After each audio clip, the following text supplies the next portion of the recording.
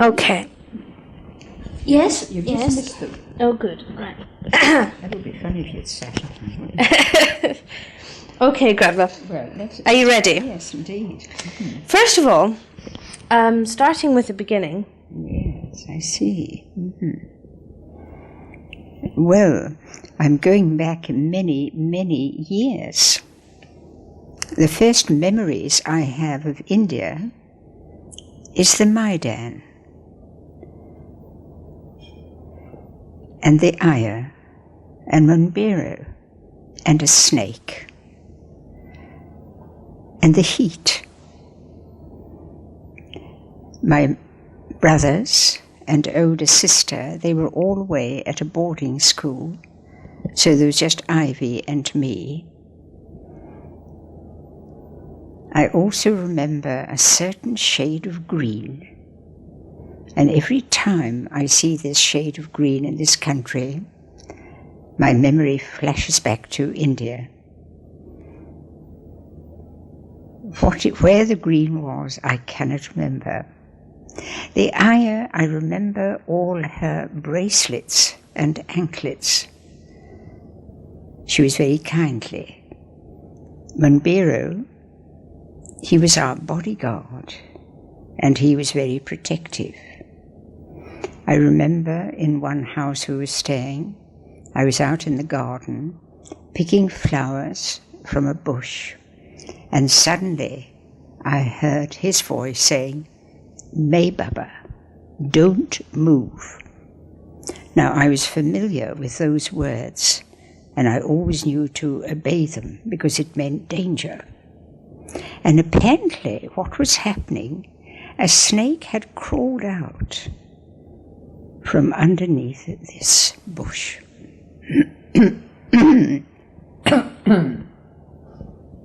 What's the name of the snake that's head goes like? Cobra. A cobra, that's right, yeah.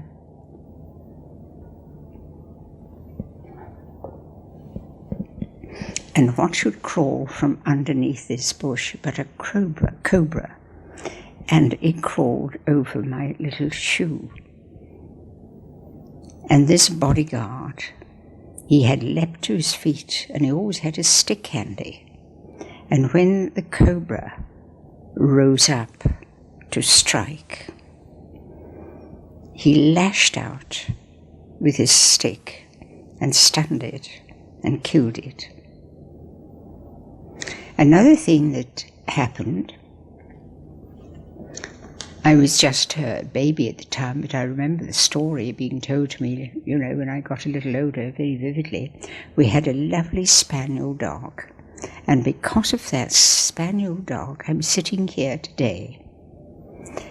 It was a very bad time in India with native risings. My father, we were up in the hills in Missouri. My father was way down in Merid, quelling a native rising. And during the night, my mother heard the ayah screaming. And she got up out of bed and rushed along to the nursery. And the ayah just pointed to the French windows.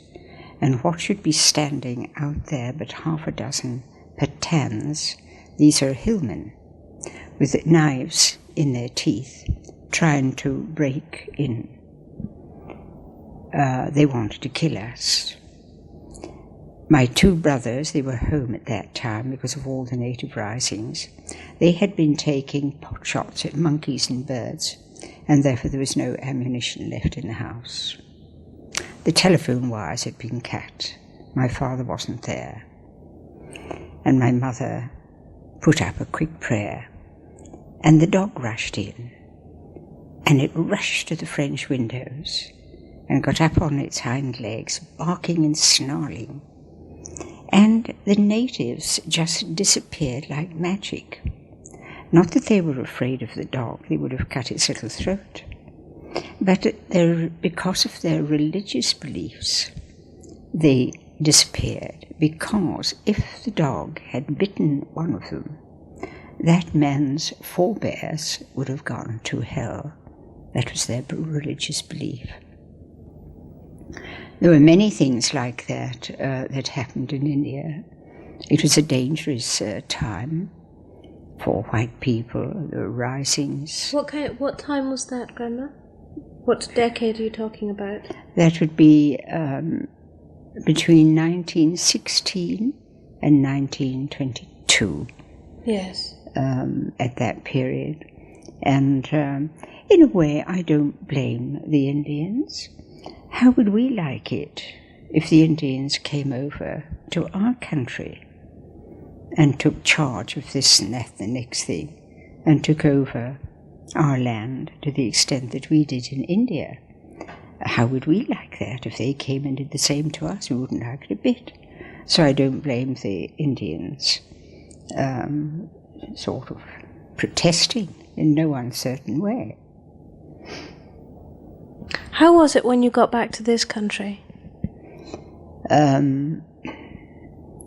Well, I remember a little school that I went to, a little local school, and I couldn't understand why some of the little boys and girls didn't understand some of the words that I was saying, but I hadn't realized that I was speaking Hindustani. For example, a wardrobe, I called it by some other name, and they said, "What is that?" I said, "Well, that's it." But they said, "That's a wardrobe, that's to hang it." I said, "Oh, no, you've got the wrong word." That's I missed the Ayah, and I missed Monbiro. What happened to them when you left India? They wanted to come back to this country with us. But we had been in India for many years, and we didn't know what just the immediate future was going to be. And it was just a holiday we were coming back on, a lengthy holiday. So we didn't think this advisable at the time. But when we came back to this country, my mother's health had become a little impaired, and she went to see the doctor, and the doctor said to her, "You must not return to India. The climate, your health won't take the climate." So my father was a bit devastated, because it meant that either it was breaking up the family, he could go back to India on his own, but my mother and the children couldn't go back. So he wrote his resignation out 6 times and tore it up 5 times. Yes. That must have torn them apart to quite an extent. And what was he resigning from? The Indian Army. And I remember when he was telling me this story, I said to him, "But why did you resign from the army? You didn't have to resign. You could have served in the army in this country." But he said, "Not after the Indian Army." And I said, "What do you mean?" Well, he said, "The difference between the Indian Army and the British Army is like day and night." Yes. He loved the Indian Army. So he was very fortunate. He got into the civil service and had an organising position there, which entailed quite a bit of travelling around the country, and that he enjoyed. So he was very fortunate in that respect. And when you came back here, you were at primary school. That's right. And what kind of things did you do? Primary school, well, I remember a playground and having games there. What kind of games? I think chasing each other and running and playing with balls, and it was all fun. I quite liked it. Did you ever play with hoops? You know those yes, hoops that yes, you see? indeed. Yes, I played with hoops. And yes. skipping. That's right, skipping. And I remember there were 2 children, one at one end of the rope and the other, and they were doing this with it, you know, and I would leap in and jump over, you know, yes. the skipping rope. We played all sorts of things. Then we left that place and went to another part of Edinburgh, where we had quite a large garden. And to our great delight, my father brought home a sheep collie. And the farmer said, "Call him Bindle." He particularly wanted that dog to be called Bindle, so we complied and called him Bindle. He was a puppy. He was adorable. And he loved children, and we used to have great fun. He never was on a lead, and he never wore a collar. And he was free to roam just wherever he wanted. Well, in the morning, he went to school, to the local school, and he had his own desk in the classroom. Not that he sat at the desk, he lay under it. And at playtime, he went out and played with the children, and then came back into the classroom and lay under the desk. And then at lunchtime, they all went away home, because it was just a morning primary school. But in the afternoon, he chased the traffic. And on this particular road, there was a high wall, and at the top of that wall was a little pathway, and then an embankment. And he used to wait at one end of this little pathway, waiting for a car to come up the road. And when it came alongside, he raced it as far as he could go. Then, if a motorbike came along, that was a different kettle of fish altogether. When it was alongside him, he leapt off the wall, rushed across the road, and sank his teeth into the driver's leg and tried to pull him off the motorbike. The first time I saw this, I was alarmed, because it could have caused a real accident for the driver, and could have caused a crash of some kind if there was another car about. And many years later, I was talking to a vet about this. Oh, he said, I can understand that. He said, why the dog went to school, he said he missed you children. And there were all these children at this school, and he was quite happy.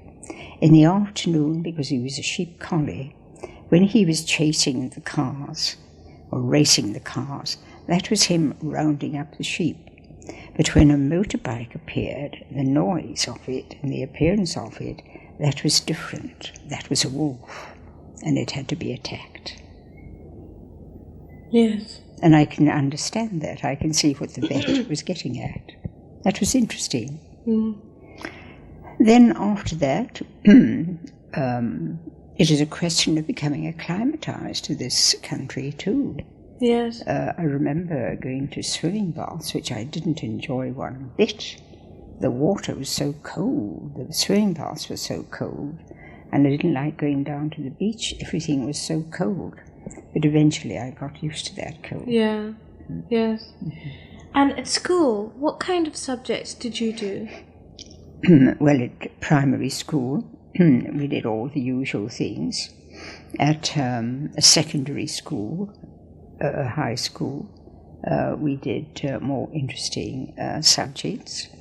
Then when I was about 15 or 16, my parents said, what is it you'd like to do when you leave school? I said, I want to be an artist. And I was told, no, you can have that as a hobby. Why do you think they said that? My mother said, there's no money associated with art. What would you do? You'd have to teach. And she said, would you like teaching? And I said, no. She said, exactly. So she said, we'll think of something else. Well, apparently I'd done quite well at school, so my father thought the civil service would be a good thing. But there was quite a difference between being a civil servant and taking up art. Yes. And going to be the civil service didn't appeal to me one iota. However, I was sent to Skerries College, where I studied for examinations in the civil service. But most of the time I kept all the classes and went out with my young friends. And my parents never knew anything about that until one day my father called at the college to see me about something, and they told him that they hadn't seen me for about a week. Oh dear. He was a bit horrified at that. Grandmother delinquent. And of course they were very interested to know what I'd been doing. And I had young friends who also liked Kipping College, so we all got together and went out and about. So then they said they knew that, all right, she's not interested in the civil service. So I was sent to Ethel Crescent Doe School. What's a Doe School, Grandma? It's domestic? Domestic Science. Yes. Ethel Crescent Domestic Science College. I stayed 2 days and left. And I told them categorically, that is not for me, and I wouldn't go back. Do you want some tea? Yeah. Is this all being recorded? Yeah. Good. How about how your education compared to your brothers and your sisters? Do you think your brothers got a better education or just a different education? Well, my brothers never went to a day school. Eric did, but John and Morecambe in India, you didn't go to day schools in India, you went to boarding schools. And while my parents were still in India, John and Morecambe were sent back to this country to a college in London, Dulwich College. And there they stayed until we came home from India, and they would be about 15 and 16 at that time. And I can't remember what happened then. Eric, I remember, went to a school in Edinburgh, and then he went to Skerries College, a place where I eventually went to as well. And then he went to Canada. Mm-hmm. And he was very interested in the army, so he joined the army and went out to India for many years. We liked that. My two sisters, they were both older than I. Beau, she was interested in nursing, so she went to the Royal Infirmary in Edinburgh and took up nursing. Ivy, she wanted to be a nurse as well, but she went out to visit some friends in South Africa, and war broke out, and she decided to take up nursing.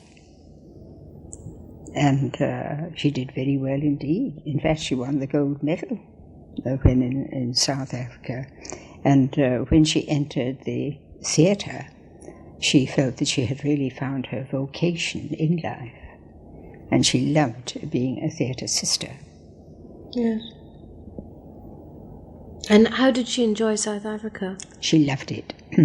When she went out there on holiday, it was the land of milk and honey. She just loved it, and she decided that she would like to remain in South Africa. Do you think it was because it was quite a similar kind of culture to that of India?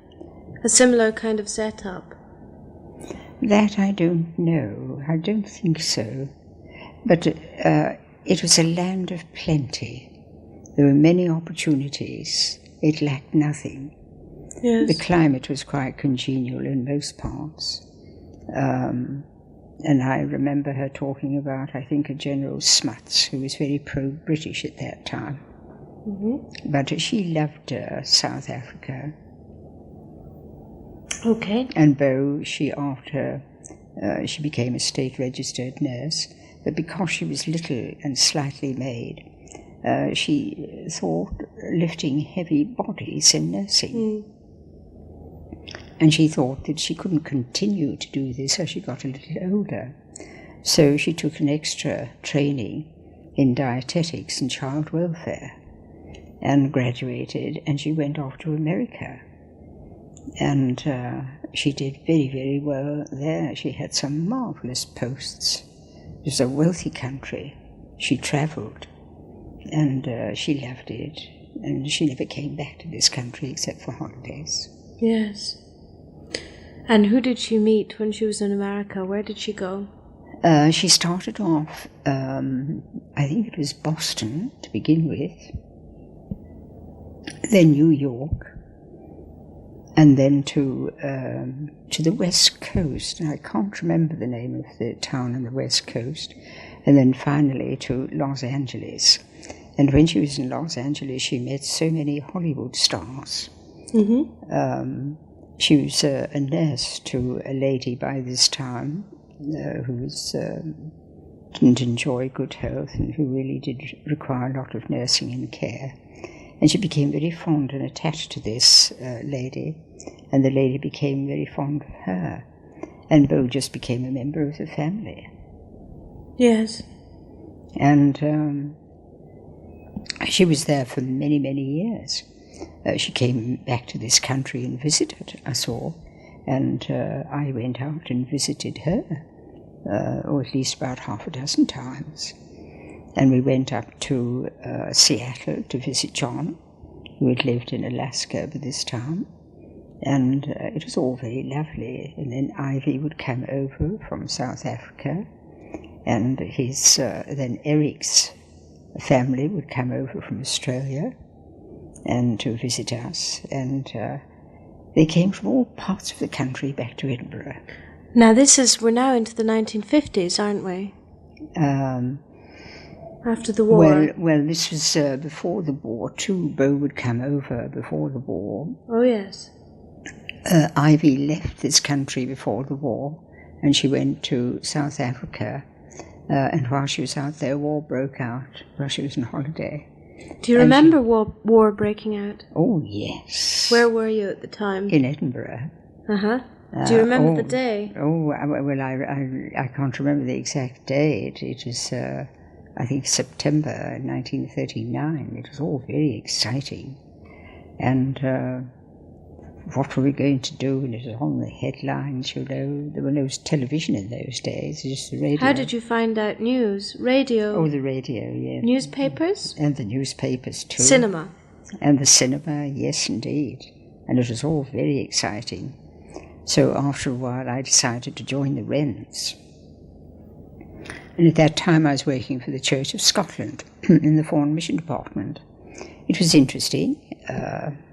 All to do with missionaries going abroad. It's a beautiful building, and I was quite happy there. But of course, with the war on, you felt you had to do your bit. And I decided I wanted to join the Wrens. I had a great admiration for the Navy, more than the Army or the Air Force. And a friend of mine said, oh, let's join the Air Force. And I said, the WAFs, as they were called. I said, no, I said, it's the Wrens for me. So I duly joined the Wrens, but just in case my brothers were called up, I thought I'll stay in the Wrens so that I'm not sent away but can stay at home. And when I discovered later on that John and Morgan were not going to be called up because they were in a reserved occupation, I thought, right, I can become a mobile Wren. Well, so I went along and saw the Wren officer and told her that I want to go to Alexandria. My heart was set on going to Alex. And I was getting all excited about it. And she said, well, you must get a commission. I said, no, I don't want a commission. I said, there are so few Wrens that were so noticeable. And to be a Wren officer, even more so. I'd rather be a Wren. But no, she was adamant about this. You must get a commission. So she gave me papers to fill in. I filled them all in. And they were handed to our commanding officer. He was a Commodore, and we called him the Commode. He was a belted Earl, no less, Earl Howe. And I think he was Geoffrey Howe's uncle. I think he was related to Geoffrey Howe anyway. And I didn't hear any more, so I phoned this Wren officer and said, what is happening? She said, I've never received those papers. I'll send you another lot. So she sent another lot, and I filled them in and got this officer to sign, the one that I was working for, Lieutenant Commander Henderson. And I waited and waited and waited and heard nothing more. So I phoned her and I said, what is happening? I've heard nothing. She said, I've never received these papers. She said, I'll send you a third lot, and this time keep your eye on them. I said, right. So I filled in a third lot, and this Lieutenant Commander Henderson signed them again. And then they were, for the third time, they were sent through to the Commode to be signed. And this time, one of his secretaries came in and said, Mayfay, that was my nickname in the Wrens, Mayfay, The commode says that if you bother him with any more of these papers, you'll be reprimanded. I said, what does he mean? Just that. You're not leaving here. You're here for the duration and you're not getting away. Well, I was furious. So I went to see this Wren officer, and I said, I don't come under naval discipline. I said, I can leave. And I'm so angry that I think I'll just do that. She said, well, think carefully about this. She says, you're quite right. You don't come under naval discipline and you can leave. But if you walk out of the Wrens, what are you going to walk into? Since you joined the Wrens, conscription has taken place and you could be called up for the ATS or the munitions. And I looked at her in dismay. And why was that bad? Well, who wants to work in a munition factory? Mm-hmm. And very few of us wanted to, but I didn't want to join the ATS or the WAS. My heart was set on the Wrens. So I said, are you serious about this? She said, absolutely. She says, the choice is yours. So I had no alternative but to remain in Edinburgh, and I never got to Alexandria. And that disappointed me greatly. Yes. But Edinburgh was a very safe place to be. I used to watch the ack-ack, or rather hear the ack-ack guns, and all the searchlight and the zoom, zoom, zoom of the Jerry planes. They had a peculiar noise. And I listened to all the ack-ack gun stuff landing on the ground, plink, plonk, plonk, plink, falling all around. And but they weren't interested in bombing Edinburgh. They were on their way to Clydeside to bomb that, and it was very badly bombed. Edinburgh escaped to a very large extent. Okay. Since that period, Grandma, what do you think have been the biggest changes that you've noticed to Edinburgh and to the way people live in Edinburgh?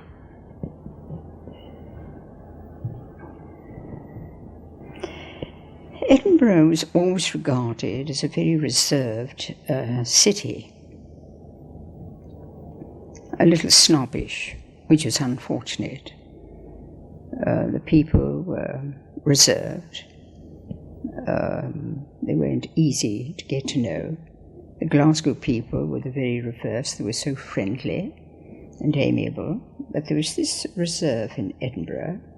However, after the war, the Labour government got into power, and that changed the scene to quite a large extent. A lot of the snobbery disappeared. Why do you think that was? I think because the Labour government had got into power. Mm-hmm. That's why. And do you remember the Attlee government? Yes, I do, in a way. And Beveridge and the welfare state and so on. That's right. I remember when I was in Fife, living with my brother and mother at that time, I was working for the WVS.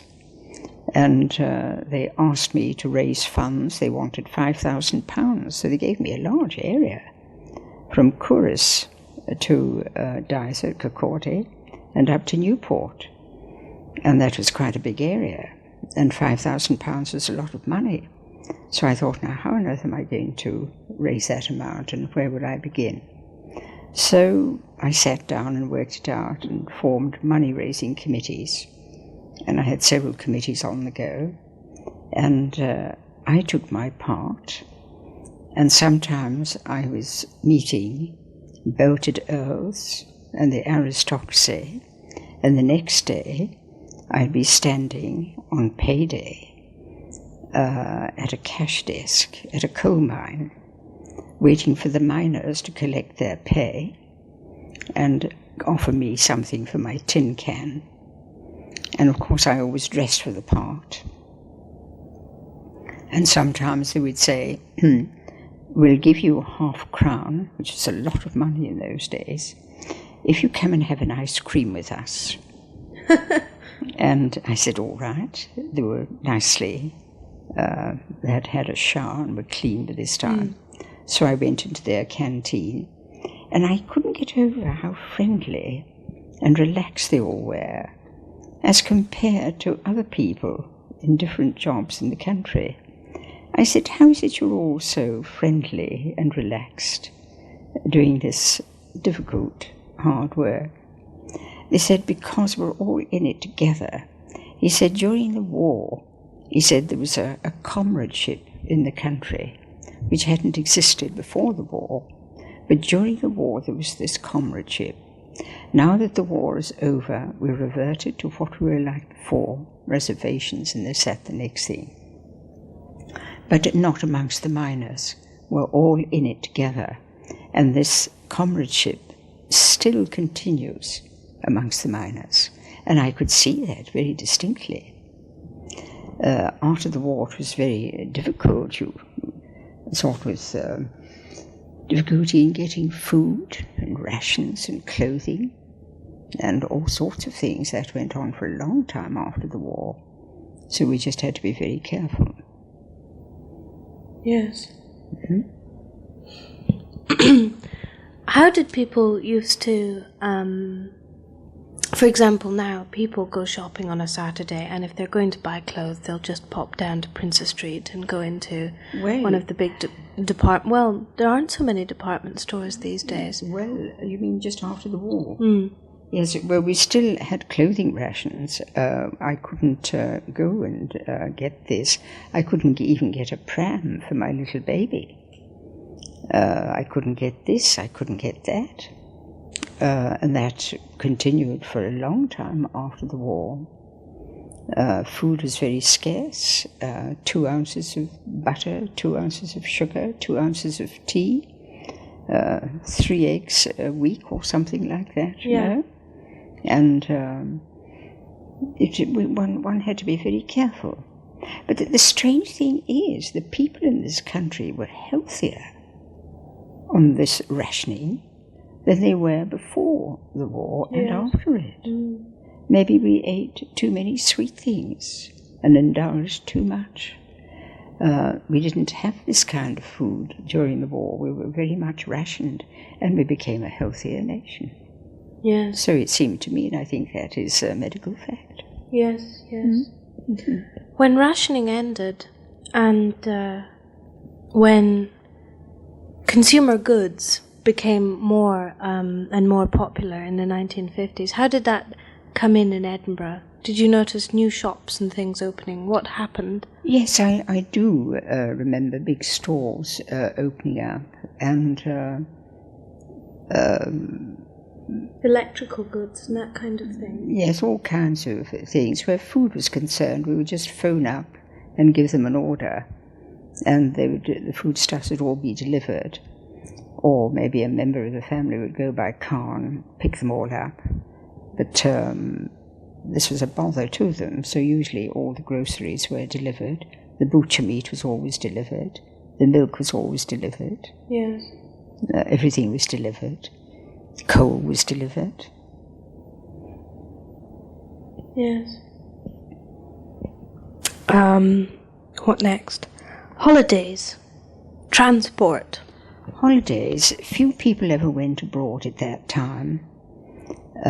It was usually in Scotland. We would go to places like North Berwick or the Borders or the Highlands or something like that. But going abroad for holidays, that was something entirely new and didn't happen for a long time. When did that start to change?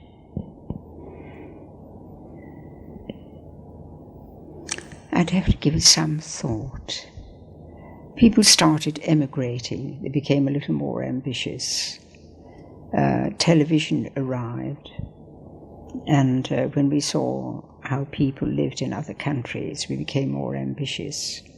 And people went abroad a lot. There were better opportunities abroad than in this country. The salaries were better, the houses were better, and so on and so on.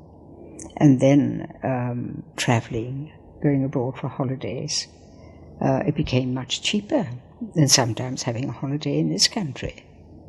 Yes. It was cheaper going to Spain and France than it was having a holiday here. I remember going to Spain with Maureen and Charles. And I was there, I think, for about 10 days in Spain. And when I came back, I just had time to get my things together to go up to Perthshire, to Pitlochry, and stayed there for a week. And I paid far more in Pitlochry for 1 week than I did in Spain. Yes. So there's the difference. Yes. Mm-hmm. Do you want to stop there for this time, Grandma? I have to be at this meeting at 7:30, and it's going on for 7:15. Okay, well, I'll stop the tape here.